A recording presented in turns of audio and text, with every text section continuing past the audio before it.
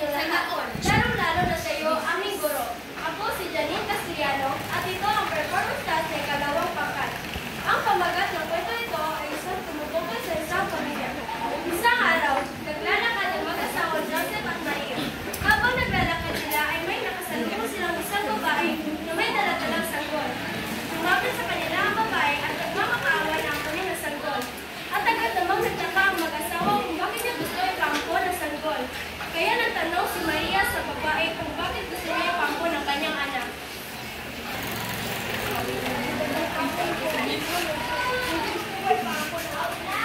Bakit naman? Hindi ko kaya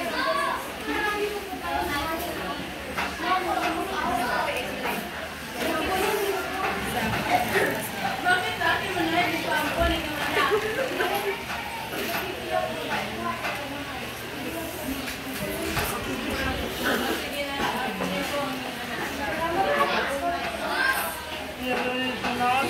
Masasaya si Maria nung naupo niya ang sanggol. Ngunit si Joseph ay hindi pa rin sangayon sa kanyang pag-ampun sa bata. Start, ampon, and that's it! Ang ganda, oh!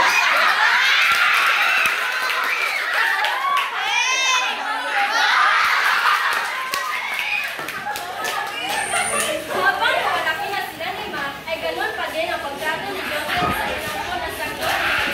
Palagi na pinag-iimitan ng ulo kahit wala yung kasalanan. Si Maria ay palagi na lang nakakapagay sapagkat siya na lang palagi ang pinagkakalimutan ni Joseph. Kahit gano'n ang pinakamtang niya galit kay Angeles sa tunay na anak at isiyaw. Isang araw, umuwi si Joseph galing sa trabaho. Bandiya, bakit walang pagkain dito? Sanga-sanga mo talaga. Pwede na sabay kong paghuhugas sa pagluluto ng pagkain. Wala na lang si bata ka. Pagkasambal ni Joseph kay Andrea ay biglang tumating si Maria galing sa palengke. Nagalit si Maria sa ugali na pinakakita ni Joseph kay Andrea. Ano ba, Joseph? Bakit nakakasama ko kay Andrea? Wala na siya ginagawang mali. Ano ba paki mo? Magkapagbiyak ka para mo talaga siyang tunay na anak. Hoy Maria, tandaan mo, inampun mo na yun.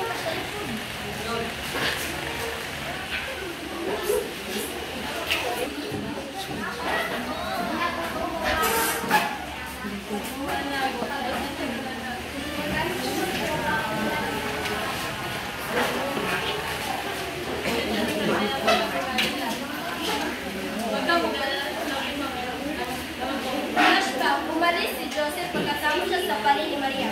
Maria lumabas ng bahay at tinanong si Joseph upang kausapin. Nakita niya sa labas ng isang kano.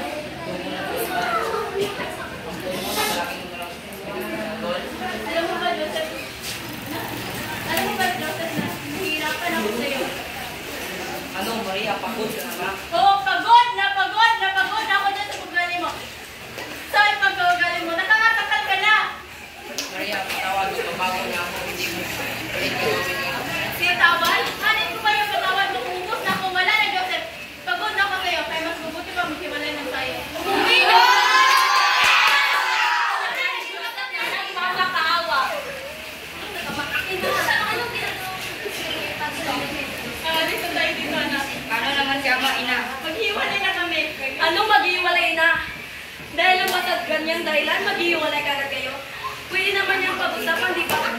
At magkaintindihan.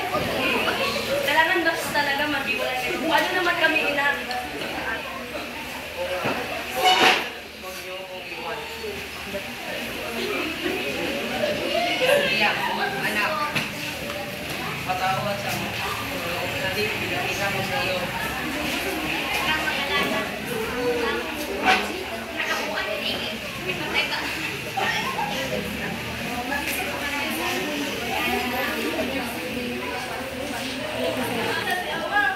Sige, pinakatawad ko na siya.